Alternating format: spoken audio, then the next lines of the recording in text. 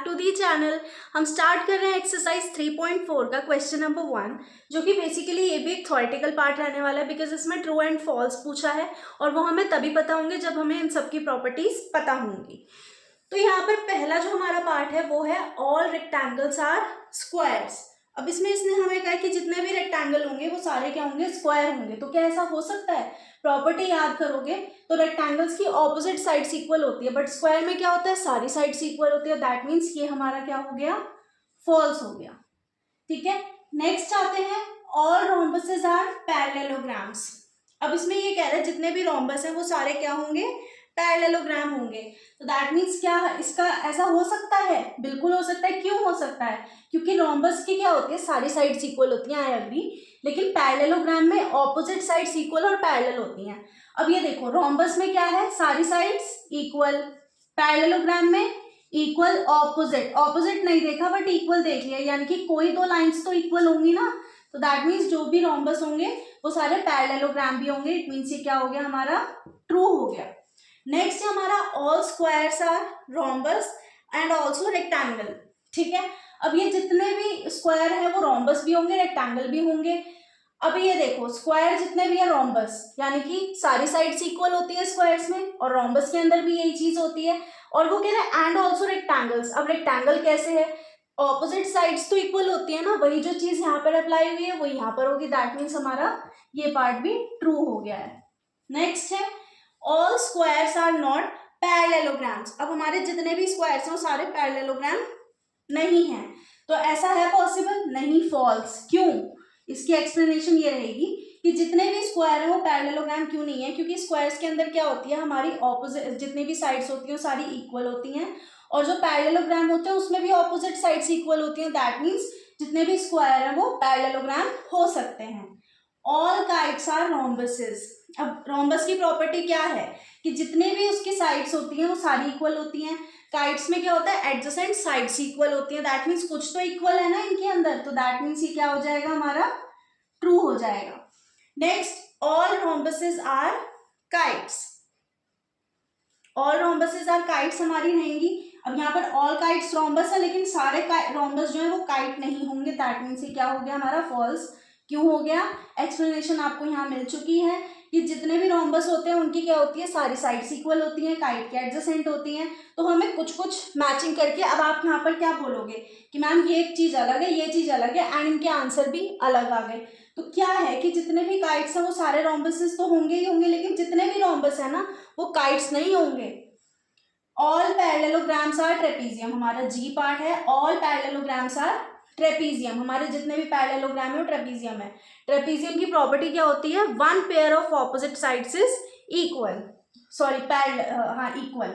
So all parallelograms are trapezium. कैसा हो सकता है कि भाई ये देखो, ये ट्रेपीजियम बना दिया मैंने, ठीक है, ये हमारा पैरेललोग्राम बन गया है। तो अगर पैरेललोग्राम की कोई, ट्रेपीजियम की कोई दो साइड्स इक्वल हैं, कोई दो लाइंस इक्वल हैं, तो दैट मीन्स पैरेललोग्राम के अंदर भी यही चीज हो रही होगी। दैट मीन्स हमारा ये वाला जो पार्ट है ये क्या हो गया, ट्रू हो गया है।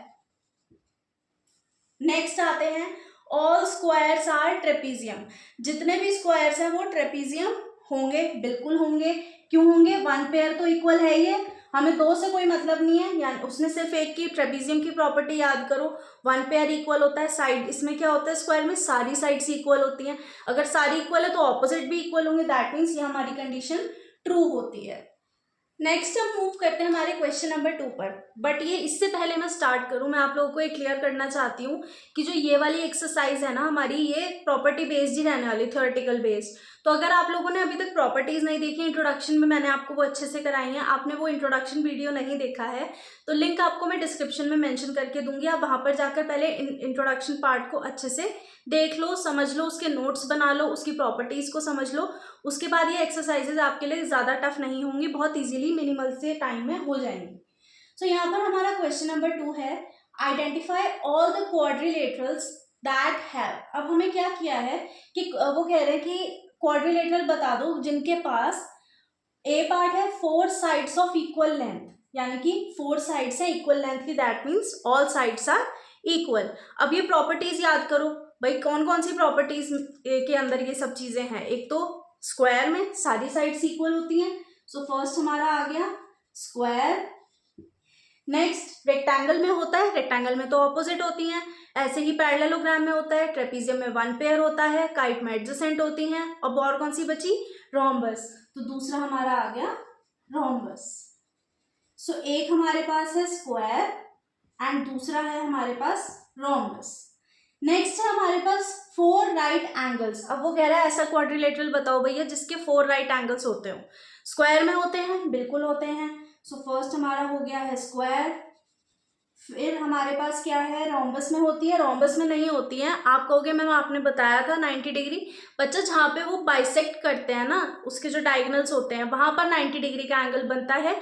उसके जो वो एंगल इस टाइप से बने होते हैं, ये यहाँ पर नहीं बना होता, वो बना होता है जैसे ये रोम्बस है ना, यहाँ पर ये इंटरसेक्ट कर रहे हैं डायगोनल्स, तो यहाँ पर जो बना होता है उसको कहते हैं 90 डिग्री का एंगल। सो कहते हैं ना कि diagonals of a rhombus bisect each other at 90 degree.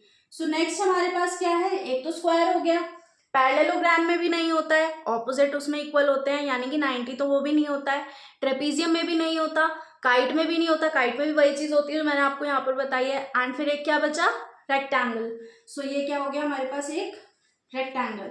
सो ऐसा क्वाड्रिलेटरल्स जिसके पास सारी साइड्स इक्वल लेंथ की होती हैं वो कौन से होते हैं, square and rhombus. And right angles जिसके पास 4 राइट एंगल्स होते हैं वो कौन कौन से क्वाड्रिलेटरल होते हैं, स्क्वायर एंड रेक्टेंगल। सो ये देखा कितना थ्योरेटिकल पार्ट था, आगे आने वाले क्वेश्चंस भी ऐसे ही थ्योरेटिकल है। सो प्लीज आप लोग एक बार वीडियो को देख लेना, इंट्रोडक्शन वीडियो को, तो अच्छे से समझ आ जाएगा।